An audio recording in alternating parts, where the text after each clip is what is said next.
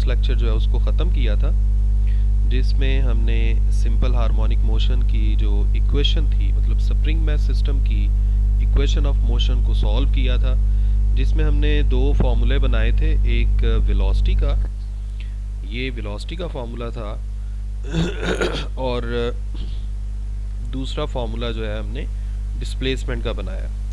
Displacement के हमारे पास दो फार्मूले आए हैं, एक साइन की फॉर्म में और एक कॉस की फॉर्म में।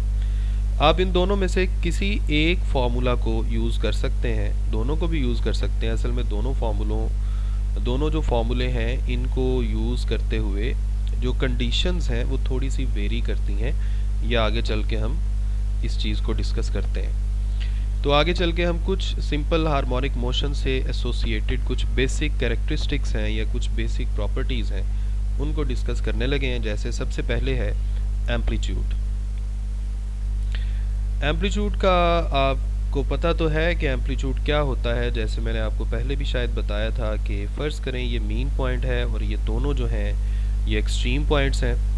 ऑब्जेक्ट वाइब्रेट करता हो और वाइब्रेशन के दौरान आप उसे फ़र्ज़ करें जब देखें तो वो यहाँ से पास कर रहा है, तो इसका मीन पॉइंट से जो भी डिस्टेंस होगा उसे हम नाम देंगे इंस्टेंटेनियस डिस्प्लेसमेंट। और इंस्टेंटेनियस डिस्प्लेसमेंट की जो डायरेक्शन है ये हमेशा मीन पॉइंट से अवे होती है, ये मैंने आपको लास्ट लेक्चर में बताया था। लेकिन अगर ये जो इंस्टेंटेनियस डिस्प्लेसमेंट है आप इसकी मैक्सिमम वैल्यू की बात करें तो इसकी मैक्सिमम वैल्यू या तो हो सकती है इस तरफ इतनी, या दूसरी तरफ ये हो सकती है। तो ये जो maximum value of instantaneous displacement है इसे बोलते हैं एम्पलीट्यूड। एम्पलीट्यूड को जो राइट साइड की तरफ एक्सट्रीम पॉइंट है उसको प्लस एक्स एम से अगर मैं जाहिर करूं, लेफ्ट साइड वाले एक्सट्रीम पॉइंट को माइनस एक्स एम से जाहिर करूं, तो एम्पलीट्यूड को हम किस तरह से जाहिर कर सकते हैं, एक्स एम के साथ। तो चाहे आप प्लस एक्स एम लिख दें चाहे आप माइनस एक्स एम लिख दें, एक ही बात है। नेगेटिव साइन सिर्फ ये शो करेगा कि आप मीन पॉइंट से लेफ्ट साइड की तरफ है, ठीक हो गया, यानी नेगेटिव डायरेक्शन की तरफ है। तो यहाँ पर हम इंस्टेंटेनियस डिस्प्लेसमेंट के दोनों फार्मूलों में से कोई एक फार्मूला लेकर आगे एम्पलीट्यूड को डिफाइन करने लगे। तो हम फ़र्ज़ करें कॉज फंक्शन वाला जो फार्मूला है उसको ले लेते हैं। अब इसमें अगर मैं ये सारा का सारा जो एंगल है इसकी जगह पुट कर दूं 90 डिग्री, सॉरी 90 नहीं 0 डिग्री, तो हम जानते हैं कॉस फंक्शन का आंसर 1 आता है या -1 आता है जब एंगल जो है 0 हो या 270 डिग्री हो। यानी फ़र्ज़ कर लें कि ये सारा का सारा जो एंगल है ये या तो 0 डिग्री है या 270 है, सॉरी 270 कह रहा हूँ, 180 है, क्या हो गया आज मुझे, 180 है ये जी सर। या 0 होगा या 180 होगा। cos 0 जो है उसका आंसर +1 होता है और cos 180 का आंसर -1 होता है। तो फ़र्ज़ कर लें कि यहाँ पर हम cos फंक्शन की ज़्यादा से ज़्यादा वैल्यू पुट कर रहे हैं और उसकी ज़्यादा से ज़्यादा वैल्यू क्या हो सकती है, या +1 या -1। तो जब आप ये वाली वैल्यूज़ पुट करेंगे तो आपके पास जो डिस्प्लेसमेंट की वैल्यू आएगी उस डिस्प्लेसमेंट की वैल्यू को हम क्या बोलेंगे, मैक्सिमम डिस्प्लेसमेंट या एम्पलीट्यूड। जारी बात है जब आपने डिस्प्लेसमेंट के फार्मूला में कॉज फंक्शन की मैक्सिमम वैल्यू पुट कर दी तो फिर डिस्प्लेसमेंट की भी मैक्सिमम वैल्यू आएगी और उसी मैक्सिमम वैल्यू ऑफ डिस्प्लेसमेंट को हम बोलते हैं एम्पलीट्यूड। तो एम्पलीट्यूड फिर हमारे पास दो तरह के हो गए, प्लस एक्स एम और माइनस एक्स एम, जिसका अभी थोड़ी देर पहले मैं आपको बता रहा था। इसके बाद दूसरी टर्म है आपके पास फेज़। ये जो फेज़ है इसे फेज़ एंगल भी बोलते हैं, ठीक है। आपको कॉज फंक्शन के आगे ये जो सारी की सारी एंगल वाली टर्म नज़र आ रही थी इसे हम बोलते हैं फेज़ ऑफ मोशन। अगर आप फेज़ की ट्रांसलेशन करें तो फेज़ का कुछ ऐसा मतलब बनता है कि फ़ेज़ का मतलब ये है जी, ये आपको फ़ेज़ का मतलब ये होता है ना हालत। जैसे मैं सिंपल हार्मोनिक मोशन की बात कर रहा हूँ और स्प्रिंग मैथ सिस्टम की हम एग्जांपल ले रहे हैं, तो हम ये जानना चाह रहे हैं कि उस ऑब्जेक्ट की इस वक्त क्या कंडीशन है या क्या हालत है, या वो मीन पॉइंट से कितनी दूर है, उसकी स्टेट क्या है, उसका फ़ेज़ क्या है।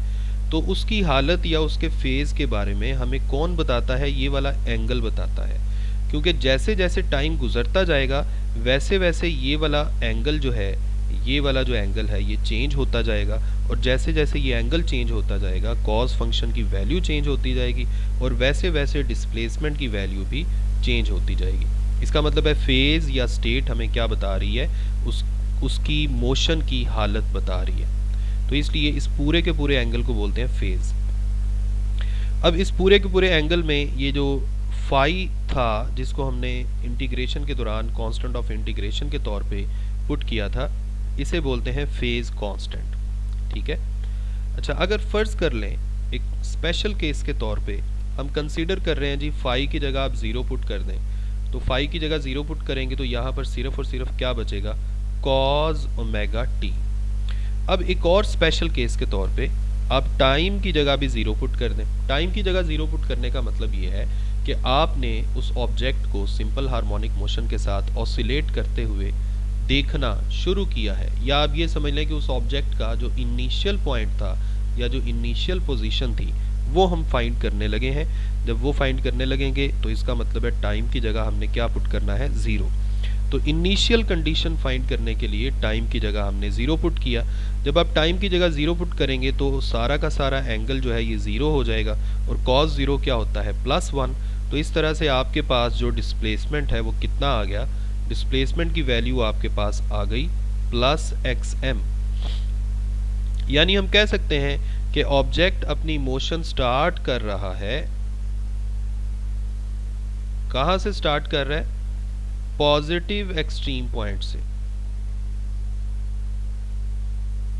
ठीक है, यानी एक्सट्रीम पोजीशन से ऑब्जेक्ट अपनी वाइब्रेटरी मोशन को स्टार्ट कर रहा है। अच्छा, इसी तरह हम फ़र्ज़ कर लें कि पहले तो हमने फेज़ कांस्टेंट को ज़ीरो फ़र्ज़ किया था यहाँ पर।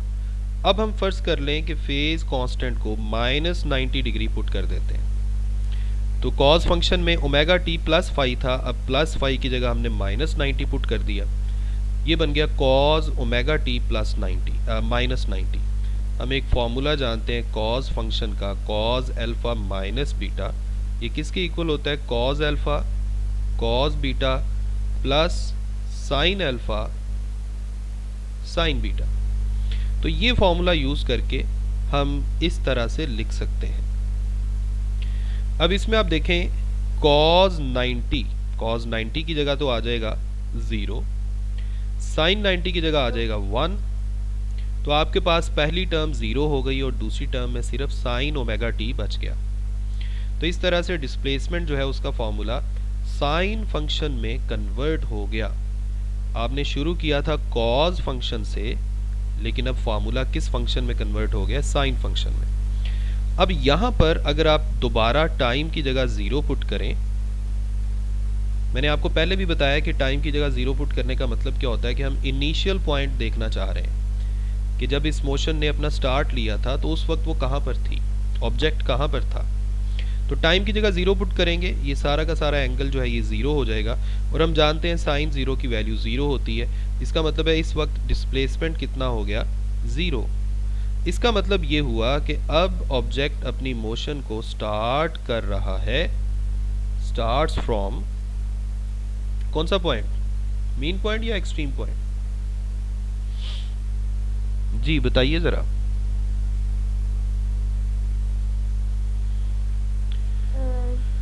सर एक्सट्रीम पॉइंट ही। नहीं बेटा, एक्स की वैल्यू तो 0 आ गई है, यहाँ अब वो मेन पॉइंट से स्टार्ट कर रहा है, starts from main point.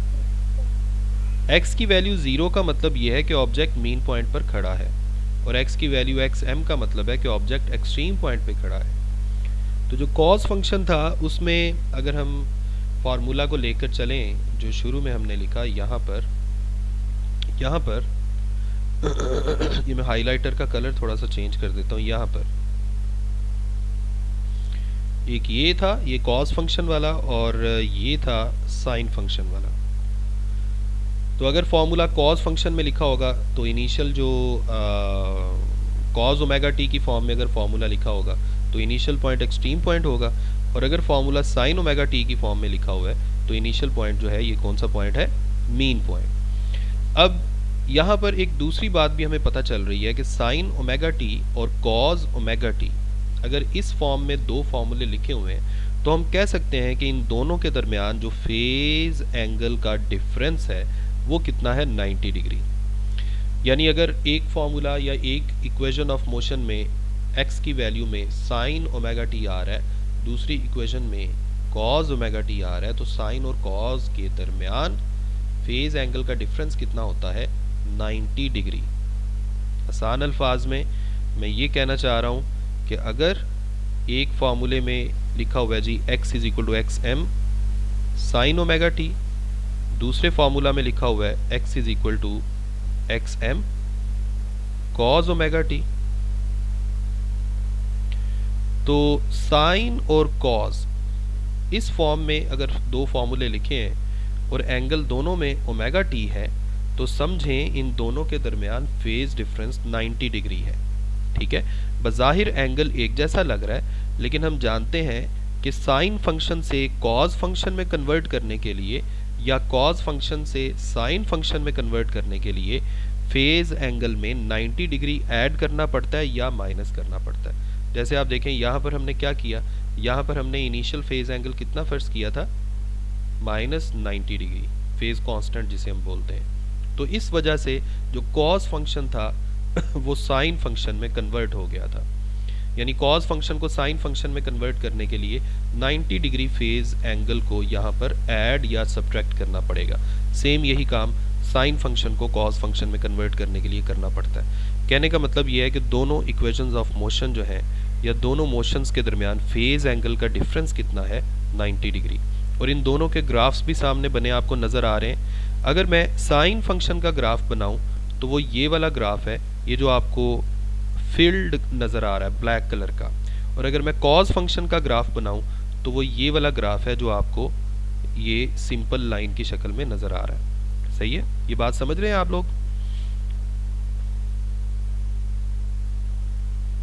Ji sir. और दूसरा बेटा ये भी देखें कि इसमें अगर मैं साइन फंक्शन का ग्राफ बनाता हूँ तो इनिशियल वैल्यू 0 से स्टार्ट ले रही है, यही बात हमने यहाँ पर डिस्कस की है। और अगर मैं कॉस फंक्शन का ग्राफ बनाता हूँ तो इनिशियल वैल्यू एक्सट्रीम पॉइंट से स्टार्ट ले रही है। तो कॉस फंक्शन का जो ग्राफ है ये पॉजिटिव एक्सट्रीम या नेगेटिव एक्सट्रीम से शुरू होता है, और साइन फंक्शन का जो ग्राफ है ये मीन या 0 से शुरू होता है। ठीक है, बस ये फ़र्क है इन दोनों ग्राफ्स में। यहाँ तक क्लियर है? जी सर। जी, तो बच्चों इसके बाद हम जा रहे हैं लीनियर फ्रीक्वेंसी और एंगुलर फ्रीक्वेंसी के आपस में रिलेशन पे। तो ये कोई ख़ास रिलेशन नहीं है, ये आप पहले बहुत दफ़ा पढ़ चुके हैं। अगर मैं ओमेगा का रिलेशन देखूं टाइम पीरियड के साथ तो वो ये होता है 1 ओवर टाइम पीरियड जो है उसके बारे में हम जानते हैं कि वो किसके इक्वल होता है, फ्रीक्वेंसी के। तो 1 ओवर टाइम पीरियड की जगह आप फ्रीक्वेंसी लिख सकते हैं। तो इस तरह से ये बन गया 2 pi F. So omega is equal to 2 pi F. इसमें जो सिंपल एफ है इसे लीनियर फ्रीक्वेंसी बोलेंगे, और जो ओमेगा है इसे एंगुलर फ्रीक्वेंसी बोलेंगे। एंगुलर फ्रीक्वेंसी का जिक्र तब आता है जब हमने सिंपल हार्मोनिक मोशन को एंगुलर मोशन के साथ कंपेयर करना हो। ठीक है, तो इस तरह से एंगुलर फ्रीक्वेंसी यानी ओमेगा का जिक्र आता है। ओमेगा और एफ के दरमियान ये एक रिलेशन है जो हम पहले भी एफएससी में भी यूज़ कर चुके हैं। इसके बाद अगला आपका छोटा सा इसमें पॉइंट है टाइम पीरियड ऑफ मोशन। सबसे पहली बात तो ये कि आप टाइम पीरियड ऑफ मोशन को किस तरह से डिफाइन करेंगे। वो वाला टाइम जो टाइम एक वाइब्रेशन कंप्लीट करने के लिए रिक्वायर्ड होता है, इसे बोलते हैं टाइम पीरियड ऑफ मोशन। ये बात सब जानते हैं। एक वाइब्रेशन कंप्लीट करने के टाइम को क्या बोलते हैं, टाइम पीरियड। अच्छा, अब इसका मतलब क्या है, एक वाइब्रेशन कंप्लीट करने का क्या मतलब है। जैसे फ़र्ज़ करें ये वाइब्रेटरी मोशन का पाथ है जिसको मैं पहले भी बना चुका हूँ। ये पॉजिटिव एक्सट्रीम पॉइंट है, ये जो है ये नेगेटिव एक्सट्रीम पॉइंट है। अब फ़र्ज़ करें ऑब्जेक्ट मीन पॉइंट से शुरू करे तो वो एक एक्सट्रीम पे जाए, फिर मीन पे वापस आए, फिर दूसरे एक्सट्रीम पे जाए और फिर मीन पे वापस आए। इसे बोलते हैं वन वाइब्रेशन। इसी तरह अगर फ़र्ज़ करें ऑब्जेक्ट जो है वो एक्सट्रीम पॉइंट से शुरू कर रहा है तो वो मीन पे आए, दूसरे एक्सट्रीम पे जाए, फिर मीन पे आए, फिर वापस उसी एक्सट्रीम पे आए। या फ़र्ज़ करें ऑब्जेक्ट इस तरह से है कि वो अपनी मोशन को यहाँ से स्टार्ट कर रहा है। फ़र्ज़ करें वो एक्सट्रीम पॉइंट्स पे जा रहा है, यानी मीन से यहाँ तक आया था और आपने टाइम को मेजर करना शुरू कर दिया। तो पहले वो इस एक्सट्रीम पे जाए, फिर वापस मीन पे जाए, फिर दूसरे एक्सट्रीम पे जाए, फिर मीन पे आए और फिर वापस वहाँ तक आए जिस पॉइंट से उसने स्टार्ट किया था। तो इनिशियल पॉइंट ये था ना, तो इनिशियल पॉइंट पे पूरा चक्कर काट के वापस आना चाहिए। इसे बोलते हैं one vibration. One vibration complete करने वाले टाइम को क्या बोलते हैं? Time period. अब आप गौर करें, ऑब्जेक्ट ने इस पर्टिकुलर एग्जाम्पल में अगर आप गौर करें तो ऑब्जेक्ट ने स्टार्ट कहाँ से लिया? ऑब्जेक्ट ने स्टार्ट लिया यहाँ से, ठीक है। फर्ज करें कि जब ऑब्जेक्ट यहाँ पर था तो उस वक्त उसके डिस्प्लेसमेंट की वैल्यू थी x। पूरा चक्कर काटने के बाद, पूरा चक्कर यानी एक एक्सट्रीम पे गया, वापस मीन पे आया, दूसरे एक्सट्रीम पे गया, फिर उस मीन पे वापस आया और फिर वहाँ पे आ गया, इसे कहते हैं पूरा चक्कर। पूरा चक्कर कंप्लीट करने के बाद आप गौर करें, ऑब्जेक्ट का इंस्टेंटेनियस डिस्प्लेसमेंट दोबारा उतना ही हो जाएगा जितना इस पूरे चक्कर को शुरू करने से पहले था। आप सबको इस बात की समझ आ रही है? जी सर। जी सर। यानी एक वाइब्रेशन कंप्लीट करने के बाद ऑब्जेक्ट अपनी मोशन को नए सिरे से उधर से ही स्टार्ट करता है जहाँ से उसने पहले स्टार्ट किया था। यानी ऑब्जेक्ट वापस उसी जगह पर आ जाता है जहाँ से वो पहले स्टार्ट कर चुका है। यानी कह सकते हैं ऑब्जेक्ट अपनी मोशन को रिपीट करेगा। इसे बोलते हैं वन वाइब्रेशन। हर एक वाइब्रेशन के बाद ऑब्जेक्ट अपनी मोशन को रिपीट करता है। इसका मतलब है कि जब ऑब्जेक्ट अपनी मोशन को रिपीट करे तो जितना टाइम इस दौरान गुजरा है उस टाइम को आप क्या बोलेंगे? Time period. यही बात हम यहाँ पर साबित करेंगे। हम इक्वेशन ले लेते हैं जी इंस्टेंटेनियस डिस्प्लेसमेंट वाली, जिसको हम पहले भी ले के चल रहे थे, पिछले पेज पे यही काम हमने किया। अब फर्ज कर लें कि इस डिस्प्लेसमेंट की इक्वेशन में हम टाइम की जगह, ये है ना टाइम, हम टाइम की जगह कुछ एडिशन कर देते हैं 2 पाई डिवाइडेड बाय ओमेगा। यानी हम कह देते हैं जी इतना टाइम पास कर चुका है। सही है? तो ऐसा करते हैं, देखें टाइम की जगह हमने क्या लिख दिया? t plus 2 pi over omega. यानी हम कह रहे हैं, असल में हम कह रहे हैं 2 pi over omega time add हो चुका है, यानी इतना टाइम गुजर चुका है।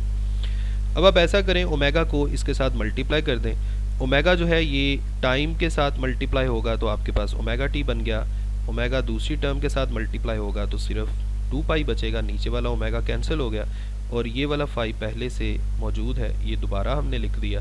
अब यहाँ आप देखें ओमेगा टी और फाई इनको हमने इकट्ठा करके लिख दिया और 2 पाई को अलग कर दिया। अब आप कॉज फंक्शन का अल्फ़ा प्लस बीटा वाला फार्मूला यूज़ करें। इस सारे को अल्फ़ा कहेंगे और इसे बीटा कहेंगे। हम जानते हैं कॉज अल्फ़ा प्लस बीटा का फॉर्मूला क्या होता है? Cos alpha cos beta minus sine alpha sine beta. तो इस फॉर्मूला को यूज़ करें तो आपको समझ आ जाएगी। ये कॉज 2 पाई है, इसका मतलब होता है 1। साइन 2 पाई या साइन 0, इसका मतलब 0 होता है। तो सिर्फ पहली टर्म आपके पास बच गई और आप गौर करें फार्मूला दोबारा से वही हो गया है जैसा शुरू में था। ये देखें, इन दोनों में कोई फ़र्क नहीं है। तो साबित ये हुआ कि अगर हम टाइम में इतना इजाफा करें, कितना इजाफा करें? 2 पाई डिवाइडेड बाय ओमेगा का, तो डिस्प्लेसमेंट जो है वो अपने आप को रिपीट करता है। यानी ऑब्जेक्ट दोबारा उसी जगह पर आ जाता है जिस जगह पर पहले था। यही बात मैंने आपको इधर समझाई यहाँ पर। इसका मतलब ये हुआ कि ऑब्जेक्ट ने अपनी मोशन को दोबारा से रिपीट किया। ऐसे टाइम को क्या बोलते हैं? Time period. It shows that function is repeated after t is equal to 2 pi over omega. तो जो फंक्शन अपने आप को रिपीट करे इस टाइम को हम बोलते हैं टाइम पीरियड। तो हमने इसे टाइम पीरियड का नाम दे दिया। इस फॉर्मूला के बारे में पहले से भी हम जानते हैं, लेकिन यहाँ पर हम चाह रहे थे कि हम ये फॉर्मूला जो है टाइम पीरियड का थोड़ा सा मैथमेटिकली इसे प्रूव करें। तो हमने t is equal to 2 pi over omega जो है ये प्रूव कर दिया। यहाँ पर एक छोटा सा काम किया गया है। ये जो आपको इस वक्त स्क्रीन पर बुक का इतना सा हिस्सा नज़र आ रहा है। यहाँ पर किया ये गया है, डिस्प्लेसमेंट की जो वैल्यू आप यूज़ कर रहे हैं उसको इक्वेशन ऑफ मोशन में पुट करके, इक्वेशन ऑफ मोशन तो आप जानते हैं ना क्या थी, second derivative of displacement with respect to time plus K over M into X equal to 0। तो यहाँ पर x की वैल्यू पुट कर दी, x की वैल्यू पुट करके आप सेकंड डेरिवेटिव लेंगे। जब सेकंड डेरिवेटिव लेंगे तो आपके पास पहली टर्म में ये आ जाएगा, दूसरी टर्म जो है वो आपके पास एज इट इज़ आ गई। अब यहाँ x m cos omega t plus phi, ये किसके इक्वल है, ये x के इक्वल है, इसकी जगह x आ गया। ये ओमेगा स्क्वायर वाली जो टर्म है इसको अगर आप दूसरी तरफ ले जाएं तो दूसरी तरफ जाके ओमेगा स्क्वायर पॉजिटिव हो जाएगा और आपके पास ओमेगा स्क्वायर किसके इक्वल आ गया, k ओवर m के। असल में हमने इस सॉल्यूशन या x की वैल्यू को इक्वेशन ऑफ मोशन में पुट करके ओमेगा स्क्वायर की वैल्यू निकाली है। ये थोड़ा मैथमेटिकल वर्क है। असल में हम जानते हैं हमने k ओवर m की जगह ओमेगा स्क्वायर खुद ही पुट किया था, तो इसको इस तरह फाइंड करना थोड़ा सा बेवकूफ़ी सी लगती है क्योंकि हमने खुद इसे पुट किया होगा। आपको मेरी बात समझ आ रही है? जी सर। अगर आपको याद हो इक्वेशन ऑफ मोशन जब हम कर रहे थे तो ओमेगा स्क्वायर हमने किसकी जगह पुट किया था, k ओवर m की जगह। तो उसे दोबारा इस तरह से फाइंड करना थोड़ा सा ऐसे लगता है कि अननेसेसरी हम काम कर रहे हैं। बहरहाल यहाँ पर हुआ था तो मुझे लगा कि मैं आपको इसको एक्सप्लेन कर दूँ। ये जब एग्ज़ाम में पेपर आएगा तो आप ये वाला पोर्शन ना भी करें तो इससे कोई फ़र्क नहीं पड़ेगा क्योंकि हम जानते हैं कि ये हम खुद पुट कर चुके हैं। तो बहरहाल टाइम पीरियड की बात कर रहे थे, टाइम पीरियड का ये फार्मूला हम प्रूव कर चुके हैं। ओमेगा जो है उसकी जगह फिर आ जाएगा, ओमेगा स्क्वायर जो है ये किसके इक्वल है, के ओवर एम के। तो ओमेगा किसके इक्वल आएगा, के ओवर एम स्क्वायर रूट के। अब यहाँ ओमेगा चूँकि नीचे है तो डिवाइड हो रहा है, तो इसलिए जब आप इसे ऊपर लेकर आएंगे तो उलट जाएगा, यानी के ओवर एम की बजाय एम ओवर के स्क्वायर रूट हो जाएगा। अगर आपको याद है फर्स्ट ईयर चैप्टर 7 एफएससी में आपने स्प्रिंग मैथ सिस्टम के लिए यही टाइम पीरियड का फॉर्मूला डिराइव किया हुआ है। इसको जब आप उल्टा देंगे तो आपके पास फ्रीक्वेंसी आ जाएगी। ठीक है, समझ आ गई सबको? तो आज अभी तक हमने टाइम पीरियड और फ्रीक्वेंसी का फॉर्मूला बनाया है। अब नेक्स्ट एक छोटा सा काम है, ये मोस्टली क्वेश्चन में पूछा तो नहीं जाता। अगर लॉन्ग क्वेश्चन आएगा तो मुझे तो यही उम्मीद है कि इसे नहीं पूछा जाएगा, लेकिन अगर ये पूछा भी जाए तो इसके बारे में आंसर करना कोई ज़्यादा मुश्किल नहीं है। सबसे पहले आपने क्या करना है, डिस्प्लेसमेंट, वेलोसिटी और एक्सेलरेशन। सिंपल हार्मोनिक मोशन में डिस्प्लेसमेंट, ऑब्जेक्ट का डिस्प्लेसमेंट, ऑब्जेक्ट की वेलोसिटी और एक्सेलरेशन के रिलेशन जो है वो हम बड़ी आसानी से इसी डिस्प्लेसमेंट के रिलेशन से बना सकते हैं। डिस्प्लेसमेंट का ये रिलेशन जो हम पहले से यूज़ करते आए हैं, अभी आज सारा हम यही रिलेशन यूज़ कर रहे हैं, x is equal to x m cos omega t plus phi. तो आप इसका टाइम डेरिवेटिव ले लेंगे तो आपके पास वेलोसिटी आ जाएगी। आपको टाइम डेरिवेटिव लेने में कोई मुश्किल तो नहीं होगी। आप फर्दर डेरिवेटिव लेंगे इसका जो टाइम वाला कोफिशिएंट है, फाई जो है उसका फर्दर डेरिवेटिव क्या आएगा, 0। तो ओमेगा टी का फर्दर डेरिवेटिव ओमेगा बनेगा, इसलिए यहाँ पर शुरू में ओमेगा लिखा आपको नज़र आ रहा है। इसका जब आप दूसरी दफ़ा डेरिवेटिव लेंगे टाइम के लिहाज से तो आपको क्या मिलेगा, एक्सेलरेशन। और एक्सेलरेशन वाले रिलेशन में ओमेगा का स्क्वायर बन जाएगा और ये वाला फंक्शन दोबारा वही बन गया जो पहले था। इसका मतलब है इसकी जगह आप x लिख देंगे तो इस तरह से a जो है ये आपके पास इक्वल आ गया माइनस ओमेगा स्क्वायर एक्स। तो आपके पास तीन फॉर्मूले हैं यहाँ पर, एक डिस्प्लेसमेंट का, एक वेलोसिटी का और एक एक्सेलरेशन का। सबसे पहले हम डिस्प्लेसमेंट का और टाइम का जो ग्राफ है वो बनाते हैं। वो यहाँ पर बना हुआ है, आप देख रहे हैं। ये हमने अभी थोड़ी देर पहले जब हम कॉज और साइन का ग्राफ बना रहे थे वहाँ भी बनाया था। ये चूँकि कॉज फंक्शन के मुताबिक ग्राफ बनाना है तो इसको आप एक्सट्रीम पॉइंट से शुरू करेंगे, जैसे हमने वहाँ किया था। मीन पे गया, फिर एक्सट्रीम, फिर नेगेटिव एक्सट्रीम पे, फिर मीन पे, फिर पॉजिटिव एक्सट्रीम पे, फिर मीन पे। तो ये आपके पास जो ग्राफ है ये डिस्प्लेसमेंट टाइम ग्राफ है। अब हम वेलोसिटी टाइम ग्राफ बनाना चाहते हैं। सबसे पहली बात तो ये कि डिस्प्लेसमेंट वाले ग्राफ में अगर कॉस फंक्शन है तो वेलोसिटी वाले ग्राफ में क्या होगा, साइन फंक्शन। और साथ यहाँ पर आपको एक नेगेटिव साइन भी नज़र आ रहा है। जी बात समझ आ रही है। तो साइन फंक्शन का जो ग्राफ है ये ज़ीरो से स्टार्ट होगा। अब चूंकि ये नेगेटिव साइन है तो ज़ीरो से पहले आपको ट्रफ मिलेगा, यानी नेगेटिव साइड पे ग्राफ जाएगा और बाद में पॉजिटिव साइड पे जाएगा। ये वेलोसिटी वाला ग्राफ हो गया। एक्सेलरेशन वाला जो ग्राफ है इसमें सिर्फ आपने एक ये बात याद रखनी है कि एक्सेलरेशन वाले ग्राफ में एक्सेलरेशन का जो रिलेशन था उसको अगर हम देखें तो एक्सेलरेशन जो है ये डिस्प्लेसमेंट के साथ डायरेक्टली रिलेटेड है, लीनियर रिलेशन है, लेकिन साथ एक नेगेटिव साइन है। तो एक्सेलरेशन का ग्राफ बनाते हुए आपने सिर्फ ये देखना है कि जैसा डिस्प्लेसमेंट का ग्राफ है उसका मिरर्ड इमेज एक्सेलरेशन का ग्राफ होगा। ये आप गौर करें, ये जो एक्सेलरेशन का आप ग्राफ बना रहे हैं तो जहाँ डिस्प्लेसमेंट वाले ग्राफ का क्रस्ट का पोर्शन है वहाँ एक्सेलरेशन वाले ग्राफ का ट्रफ होगा, जहाँ इसका ट्रफ है वहाँ एक्सेलरेशन वाले का क्रस्ट होगा, अप टू सो ऑन। यानी डिस्प्लेसमेंट और एक्सेलरेशन वाला जो ग्राफ है ये एक दूसरे का मिरर्ड इमेज होने चाहिए। ठीक है, आप सबको बात समझ आ गई है? सर ठीक है। तो ये था जी आज के लेक्चर में, जो कल वाले टॉपिक का पोर्शन रह गया था वो हमने ये कर लिया। मैं आपको एक दफ़ा शुरू से एंड तक दिखा देता हूँ ताकि अगर आप स्क्रीनशॉट वगैरह लेना चाहते हैं तो आप ले सकें। ये एम्पलीट्यूड हमने किया था, उसके बाद यहाँ पर लीनियर और एंगुलर फ्रीक्वेंसी की थोड़ी सी बात की।